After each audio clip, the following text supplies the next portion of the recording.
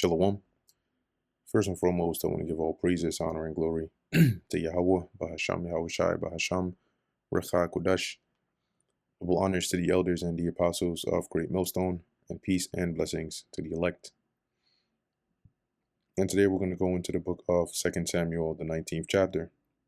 And as we went into in the 18th chapter, the war between, or the battle between Absalom and King David and his armies, and in which Absalom ends up being put to death by the hand of Joab. And we end off the chapter with the news being brought to David as he laments for Absalom. So this is 2 Samuel 19:1. And it was told Joab, Behold, the king weepeth and mourneth for Absalom. And the victory that day was turned into mourning unto all the people. For the people heard say that day how the king was grieved for his son. So rather than feeling like a victory, it felt more like a mourning. And the people gat them by stealth that day into the city, as people being ashamed steal away when they flee in battle. So rather than coming into the city victorious, they basically came in almost like with their heads down, not wanting to be seen, as though they had like fled or deserted or had to retreat in the battle. But the king covered his face, and the king cried with a loud voice, My son Absalom, O Absalom, my son, my son. And Joab came into the house to the king, and said, Thou hast shamed this day the faces of all thy servants, which this day have saved thy life, and the lives of thy sons and of thy daughters, and the lives of thy wives, and the lives of thy concubines, in that thou lovest thine enemies and hatest thy friends. So you're you're behaving like you love your enemies more than your friends. For thou hast declared this day that thou regardest neither princes nor servants for this day. I perceive that if Absalom had lived, and all we had died this day, then it had pleased thee well. So from the way you're acting, it looks like you would have been happy if all of us died and Absalom lived instead. Now therefore arise, go forth, and speak comfortably unto thy servants. For I swear by the Lord Yahweh, if thou go not forth, there will not tarry one with thee this night, and that will be worse unto thee than all the evil that befell thee from thy youth until now. So you better go out there and exhort your men who went and risked their lives for you, and now you're mourning about one who became an enemy unto all of us, as though it was better if he lived and we all died. And if you don't go talk to them, we basically gonna desert you. And the king arose and sat in the gate, and they told unto all the people, saying, Behold, the king doth sit in the gate. And all the people came before the king, for Israel had fled every man to his tent. So when they came back, they all just went to their tents or their dwelling places. But having heard that the king was come out, they all came there. And all the people were at strife throughout all the tribes of Israel, saying, The king saved us out of the hand of our the hand of our enemies, and he delivered us out of the hand of the Philistines, and now he is fled out of the hand of Absalom. And Absalom, who we appointed over us, is dead in battle. Now therefore, why speak ye not a word of bringing the king back? So this was sort of the internal strife that was going on between, the heads of Israel, saying, well, we had David as king, then we set up Absalom. Now Absalom is dead and nobody's mentioning bringing David back. So now what are we doing here? And King David sent to Zadok and to Abiathar the priest, saying, Speak unto the elders of Judah, saying, Why are ye the last to bring the king back to his house? Seeing the speech of all Israel is come to the king, even to his house. So all the other tribes, are basically inquiring of me coming back. And you, Judah, of whom I was first, anointed king over, why are you the last to to come in and basically welcome me back. Ye are my brethren, ye are my bones and my flesh. Wherefore then are ye the last to bring back the king? I mean, I'm literally from your tribe. So why are you the last to come in and welcome me back? And say ye to Amasa, art thou not of my bone and of my flesh? God do so to me, and more also, if thou be not captain of the host before me continually in the room of Joab. Now remember, Absalom had placed Amasa, basically replaced Joab with Amasa, right?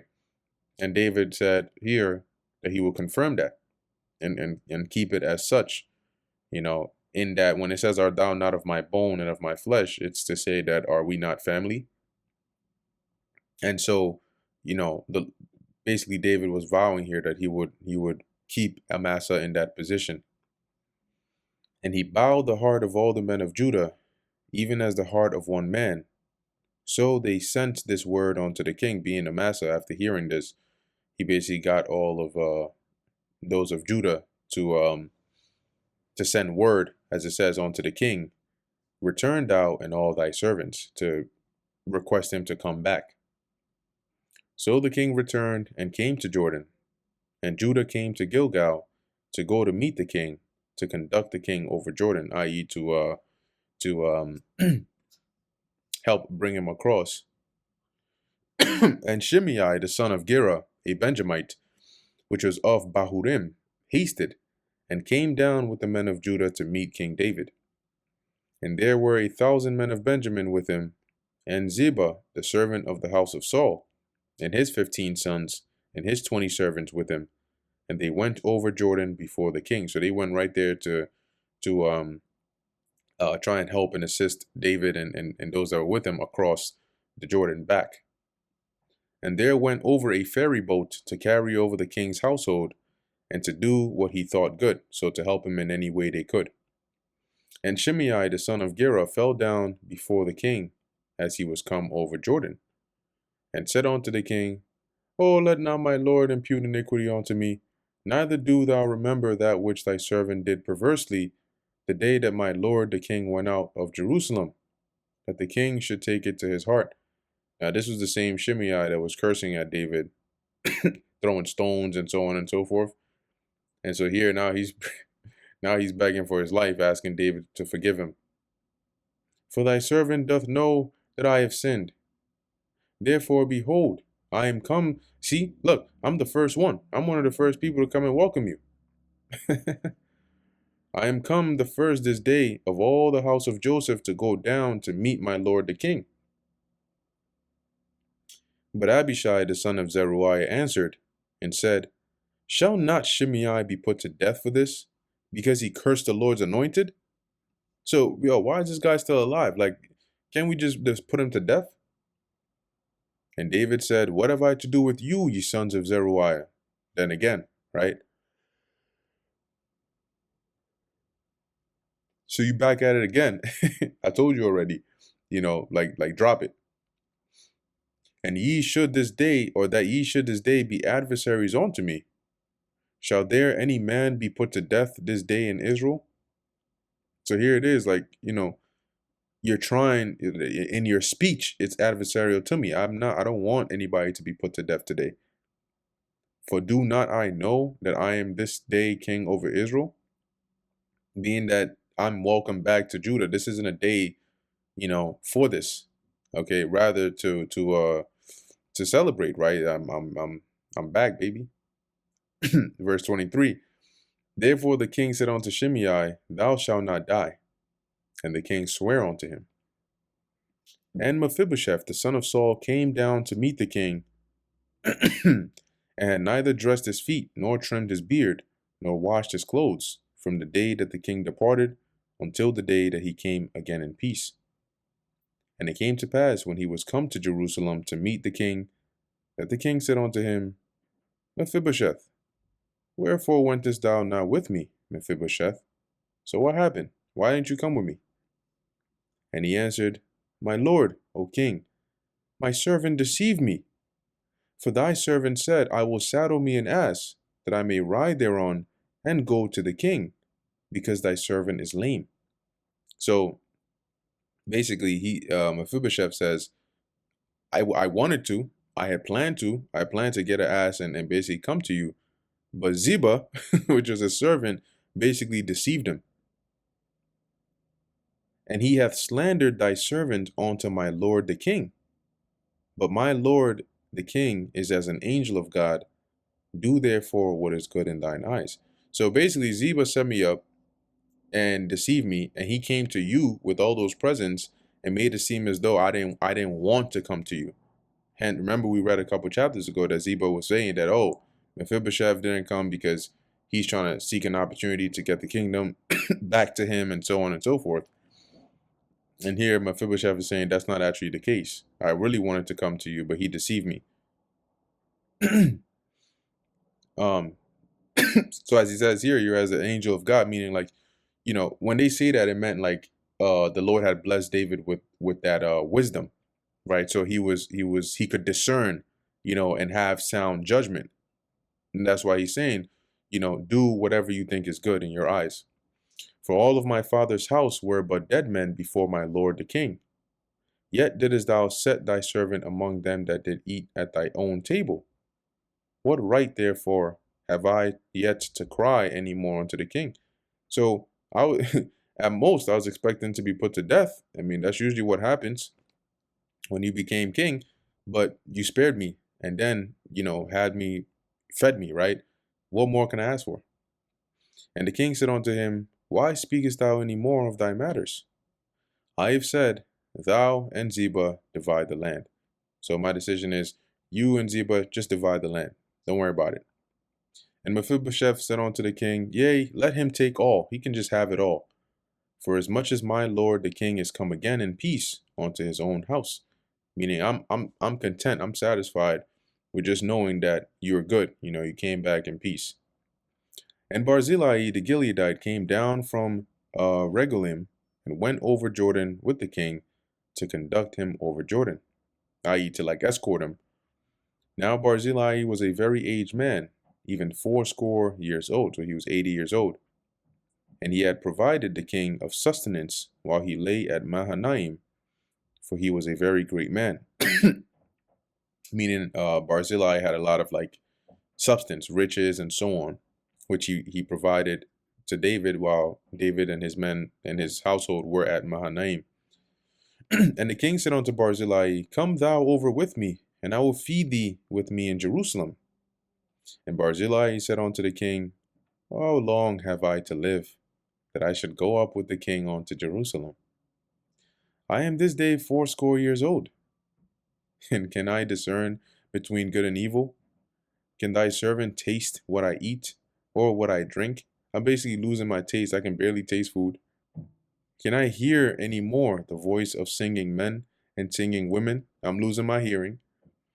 Wherefore then should thy servant be yet a burden unto my lord the king? So it's all right. Don't take this old burden with you. Thy servant will go a little way over Jordan with the king. And why should the king recompense me with such a reward? So don't worry about it. I'll escort you across Jordan, but you don't have to reward me with this. Let thy servant, I pray thee, turn back again, that I may die in mine own city, and be buried by the grave of my father and of my brother. But behold, thy servant Chimham, let him go over with my lord the king, and do to him what shall seem good unto thee. Now, it doesn't make it clear. The scriptures don't say exactly who the servant was. He might have been just one of the servants of Barzillai, or he might have been maybe Barzillai's son. But he asked for favor and says, you know what? What you would have done for me, do for him instead. And the king answered, Chimham shall go over with me, and I will do to him that which shall seem good unto thee, and whatsoever thou shalt require of me, that will I do for thee. So whatever it is that you want me to do for him, I will do. And all the people went over Jordan, and when the king was come over, the king kissed Barzillai and blessed him, and he returned unto his own place. Then the king went on to Gilgal, and Chimham went on with him, and all the people of Judah conducted the king, and also half the people of Israel. Meaning they basically came to him and did their reverence and so on and so forth, helped him in whatever he needed. And behold, all the men of Israel came to the king and said unto the king, Why have our brethren the men of Judah stolen thee away, and have brought the king and his household and all David's men with him over Jordan? And all the men of Judah answered the men of Israel, Because the king is near of kin to us. Wherefore then be ye angry for this matter? Have we eaten at all of the king's cost? Or hath he given us any gift? So they were basically going back and forth, saying, like, why are they the ones who get to come and escort you and they didn't bring us along, and so on and so forth? And Judah replies, well, he's also of Judah. He's closer to us.